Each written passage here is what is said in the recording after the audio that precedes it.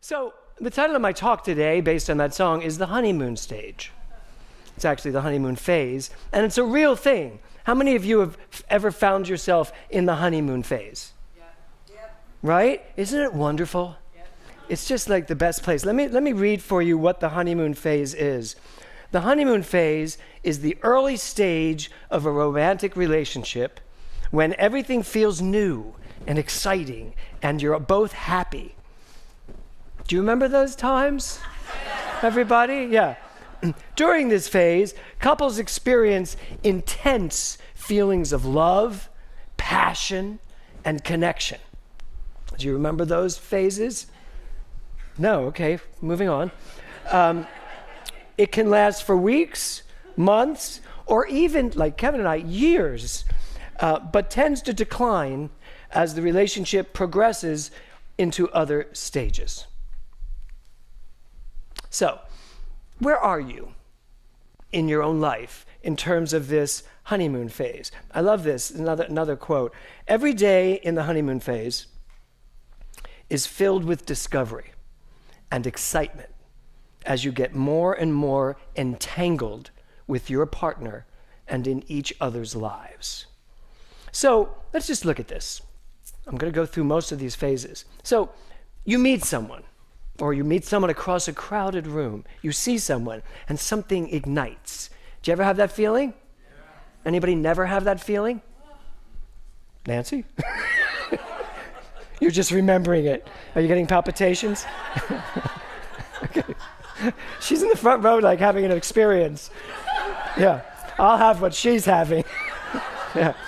So there's that moment and you see that person and you feel it. And then you meet them and you're like, oh my God. And there's this whole, it's very biological. Your body, everything in you, the pheromones are at work.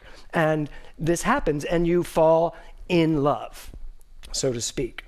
And I love this. Every day becomes filled with discovery because you got to learn about them more and more and more. And do you notice in the honeymoon phase, even if they're really behaving badly, it's cute. Do you notice that? Like if you've fallen in love with a control freak, it's cute at first. Not you, of course. Yeah. Right? So everything about them, I love the way they leave crumbs around the house when they eat. It's just so lovely till it's not. And then you're out of the honeymoon phase. So what I want you to do here this morning is not deal with your partner and decide whether or not which phase you're in. But did you already figure that out? She's going to hit you. Yeah. I want you to find out what phase you're in when it comes to yourself. Connie set me up for this perfectly about self-love. Like, where are you in terms of what phase are you in when it comes to you? Not your partner, or your husband, or your wife, or your friends, but you, Marilee. Like, where are you with regard to yourself? Because when I look at this, and I think every day is filled with discovery and excitement, is it? I know me. I know everything about me, I think, which is the problem. I know me. And I'm not so honeymooned anymore with me. That's not true. I can be. But I'm sure you're not. But what I really mean is, how much discovery are you still finding out about yourself?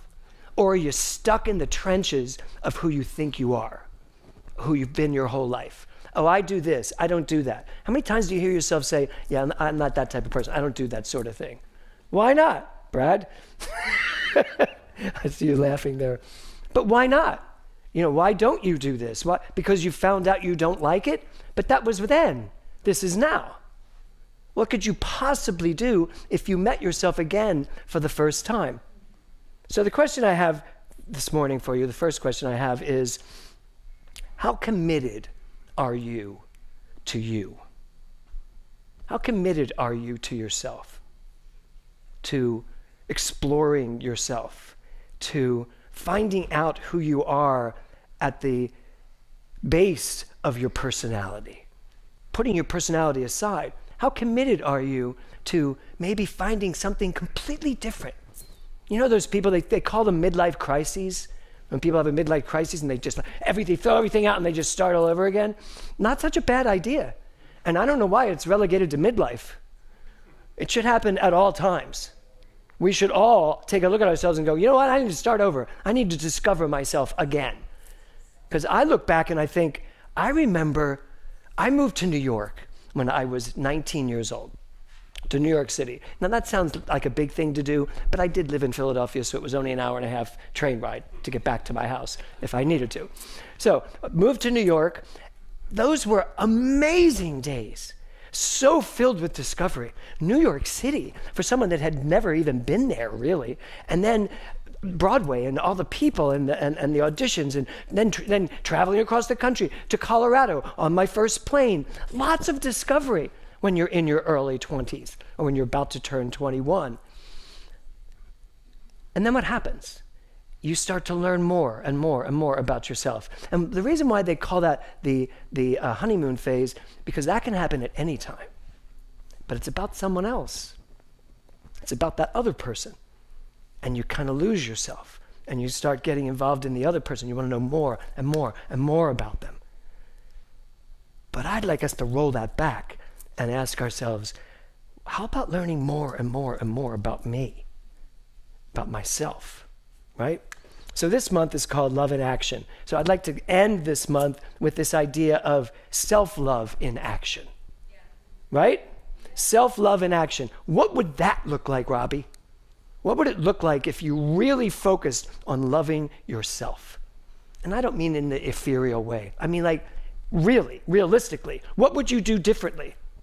If everything that came out of your mouth, everything that came into your mind was supporting you because you have just fallen in love with a new you, what would you find out? What would you discover? What could you possibly discover? So the second stage after the honeymoon phase is power struggle. Two elephants fighting it out. Power struggle, the adjustment phase. So you're in a relationship, right? I fell madly in love with Kevin Bailey the minute I met him. And we had a very tumultuous relationship at first, seeing where we wanted to go and all. And finally, still in the honeymoon phase, it's still in that pink cloud. Everything he did was amazing, except bowling. Everything he did, bowling scores. Because we score bowling differently. He's right, he thinks. I'm right, I think. And we come to the same number at the end. So who's right, really? Don't say it. So there's the power struggle stage. It's the adjustment stage. So Kevin and I, when we decided to commit to being a couple, I was already an established actor in New York City with a 9-room apartment on the Upper West Side. 3 bedrooms, 3 bathrooms, living room, dining room, piano room, kitchen, foyer, if anybody knows what a foyer is, a maid's room. I mean, an amazing apartment. So Kevin moved into my apartment, and I've told this story before, that I gave him a half of a closet to fill in this 9-room apartment. And I thought that was very generous, because I'd been living there for a number of years, and those closets were filled with my things. So he should come in and fit his life into that half of a closet that I actually with a lot of energy, emptied out. At which point, we started the second phase of our relationship, power struggle, where I gave in. I totally gave in. He was like, James, don't you understand? We now share this apartment, therefore I should have half of the closets. I was, half of the closets? I said, next year you want half of the medicine cabinet. And so I gave in, and I emptied out a closet in our bedroom and gave him I gave him a full closet instead of a half a closet. And before long, the adjustment phase continued, and I adjusted to the fact that I had to give up all of it, the whole house. I had to give up my identity. I had to give up who I thought I was to this relationship. But in the long run, it gave me an opportunity to find out, who am I? That honeymoon phase lasted a very long time, and we still pop in and out of it. So The honeymoon phase, the power struggle. After the honeymoon phase, relationships typically transition into a phase known as power struggle or adjustment phase. During this time, couples often start to see each other's imperfections and differences more clearly, which can lead to conflicts and misunderstandings. So now turn that around to yourself. There's a power struggle and an adjustment phase in who you know yourself to be. You see your mistakes. You see all the things you don't do well, that you don't get right. Sometimes you see them and you give over to them. You're just like, that's just who I am. I'm lazy. Or whatever comes out of you. I procrastinate. Oh, well, that's just who I am. No, it's not. That's the thing. It's not who you are. It's who you've decided to be okay with. But underneath that, there perhaps is something way more. And maybe you're procrastinative because you're not excited about the life you're living. So you just don't really get involved too much in it. So you just take your time. I'll do that later because I don't really want to do it in the first place. These are the things we need to discover. What are you excited about? What do you want to do in your life? Are you willing to put the energy into whatever that is? So we teach here the observer effect. What you focus on is affected by your observation. So what you look at in your life is affected by what you are looking at. And what you are looking at, by the way, what you observe, you are in relationship with. Whatever that is. Even yourself. As you start observing yourself and asking yourself questions about yourself, you are now in relationship to yourself, which is really what I want to talk about today. Our relationship to ourselves. So the observer effect is not just about me thinking out there and making things happen, but the observer effect is also about, what do I think about myself? What do I focus on when I think about who I am, what I am? So, what you are in relationship with defines the life you are living. So, how is your relationship to yourself? Not to your partner, not to your friends. How is your relationship to yourself? What do you observe about yourself? Is it positive? Are you expanding positive things? I loved Connie being up here, watching Connie observe her own success, watching her observe how she has changed. You know that when Connie first had to get up on stage in NoHo and talk on stage with me, I had to hold her hand because she just was like this bundle of nerves, and she was so nervous. Now she just gets up there and pushes me aside. which is where she should be, because I can handle myself, right? So what do you observe about yourself? So I want you to look at this Deepak Chopra quote. The soul is the observer who interprets and makes choices in a confluence of relationships. These relationships provide the background setting, characters, and events that shape the stories of our lives. Every relationship you are in is shaping the life you are living. Which means, pay attention, figure it out. What are you in relationship to? Who are you in relationship with? Where are you in relationship? And are these relationships giving you the life you want to live? It's all energy. That's all it is. So what you put your attention on, what you observe, what you are in relationship with, is affecting the way your life is being lived. And the prime one is you, yourself. How are you in relationship to yourself? I think the more we start to love ourselves, the more we make choices that bring our happiness to the forefront of what we want in our lives. Because your happiness is primal. It is the most important thing. I can't tell you how many times I have counseled couples who are only together for the children. And I say to them, probably be better if you broke up for the children, so they could get a healthy view of what someone really loving themselves looks like, as opposed to looking at the view of what two people who don't like each other look like. So many children are brought up in families like that, in homes like that, which give people a warped sense of what relationships are, what love is. So where do you need to get a divorce? From yourself. Where do you need to stop being in relationship in your life with some aspect of yourself? So I call this part phase in, phase out. So the honeymoon phase, that pink cloud phase, it comes and it goes. There are moments I look at Kevin and I'm like, I just feel this overwhelming love for all these 37 years we have been together. And then there are times I look at Kevin and I feel other things for these 37 years we have been together. And it phases in, it phases out. And I'm okay with that because I understand. It's all up to me. It's really up to me. I said to him the other night, and I think it confused him for a minute. I just looked at him, I gave him a hug, and I said, you know what? I need to love you more.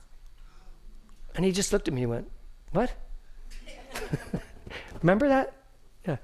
All I meant was, I was aware in that moment I hadn't spent enough time that day being in love with him, having that love that we have. And it's so easy to forget it, and it's so easy to get involved in other things that things go away. And I'm not willing to have that happen. So, I want to read you. So there's the honeymoon phase, and then there's the power struggle phase, then there's the stability stage. How many of you are in the stability stage? Yeah, the stability stage means you've accepted everything the way it is. And it's, okay, we're stable, we're good. It's the stability stage, right? The other name for that is the boring stage. Then there's the commitment stage. Okay? So there's 5 of them. Everything's in 5s. You ever notice? The 4th stage is the commitment stage. That's when you decide to get married and have children. Right? Kevin and I knew we were going to have kids, even though 2 gay men, not biologically possible, but we knew there was a way. We knew we were going to have kids the minute we met. We both wanted kids. And then we got married. We got married before any gay couples were getting married. We threw a gigantic wedding in Southampton, New York. Gigantic wedding for his family, my family, all of our friends. Sunrise wedding, just like all the Catholic weddings I'd been to all my life. We had the rehearsal dinner the night before, the breakfast, the ceremony, the wedding breakfast. We all took a nap. Then we had the reception, just like my aunts. Just like all of my family had their weddings. We mimed everything exactly the way it was done by the Catholics, without the priest, obviously. And then 20 years later, 30 years later, 20 years later, we got married again. The sunset wedding in Malibu, which many of you were at because it was legal and we could get married. And then we had a minister who bought his minister's license online the night before, marry us. Right? So we are very good with the commitment level. After the commitment phase comes the co-creation bliss phase. How many of you are in the co-creation bliss phase? See, you don't even know it. Caresa's trying to raise her hand. She's like, I might be. Where? No, you are. You two are. Co-creation. You do things together. You create things together. We've been in the co-creation bliss phase forever. We do everything together. And we create together, right? We make things happen together. We're partners. To arrive at bliss, you have to be in right relationship to yourself. That's the key. So here are all these phases of relationships. They're mostly aimed at the relationship you have with one another, your partner. But if you turn it around to yourself, let's look at these again. Are you still in the honeymoon phase? Are you still discovering things about yourself? Are you adjusting to all the power struggles that come along in the life that you're living? Are you adjusting to that in a comfortable way? Are you accepting yourself? Do you accept who you are in this acceptance phase? And are you committed? Are you committed to every single day waking up and saying, I don't know what today's going to be like, but I am ready for whatever wants to come for me, wants to come through me? Are you committed to that? Are you married to yourself? And then that bliss phase. So Oscar Wilde said this: to love oneself is the beginning of a lifelong romance. Isn't that a great quote? And I picked that picture because I want to ask you, when's the last time you took a bath? Not hygienically. I mean, when's the last time you got into a tub with some cucumbers on your eyes and just laid there and loved yourself? When's the last time you did something amazing for yourself? I don't know about you, but there are times when I take a nap and there's a part of me that still feels guilty, like I should be doing something else. Anybody else? Like you do something for yourself, and you're like, I should be working. I should be writing something. I should be doing something. But no, maybe I should be laying on the damn bed, relaxing and looking at the gorgeous oak tree outside my window. Right? So, and this one, I love this one from the Buddha. You yourself, as much as anybody in the entire universe, deserve your love and affection. Right? You deserve that. And you know what? The other part of this is, in this love in action, don't make it someone else's responsibility to let you know how great you are. Don't depend on other people to tell you how amazing you are. You need to be able to stand in your own body and say, I know who I am. I know how great I am. And I am an asset to anyone who wants to be in relationship with me.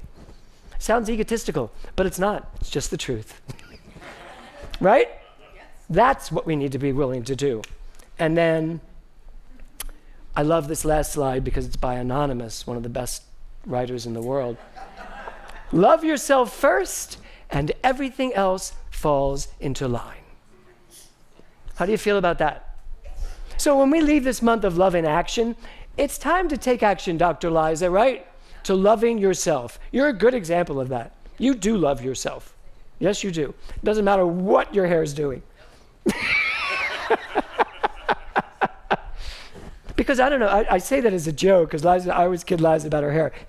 Liza's hair has its own zip code. It's like, it's this, stand up, show them what your hair is doing today. Really? No, really, it looks amazing. Look at it. Yeah, I love her hair, right? But there are days when I'm having a bad hair day that actually affects me. I'm like, oh, my hair looks so bad today. You know what? I've gotten to a point now, I just don't care. Haven't you seen me now with bad hair days? No, you haven't, and there you have it. So, it's good. That was a trick question. If someone was going to say yes, I'd be like, no, you have not. He's seen my bad hair days. But you know what? If you catch me at Ralph's, I often have bad hair days at Ralph's. I just don't care anymore what the supermarket lady thinks about my hair. All joking aside, love yourself first and everything else falls into line. It is time for you to take a honeymoon with yourself. It is time for you. The true secret of happiness lies in taking a genuine interest in all the details of your own life. So, are you ready to be interested in you? More interested in you? And that doesn't mean you're less interested in James. It just means you're more interested in yourself because you know you have to be the one to live your life out loud. And you know what? If you live your life out loud and people have a hard time with the loudness of your life, highest and furthest, those people deserve to go find their own people that they're comfortable with. Don't ever take yourself down to their comfort level. Right? Yeah. Speak out, sing out, Louise. Be your true, authentic self. But today, I want you to really decide to start discovering who that is, Marty. Right? Start discovering what's in there. Start discovering, being excited by, being engaged with, and then do something about living life to the fullest, from the fullest, as the fullest, because that's who you are. Namaste. Woo.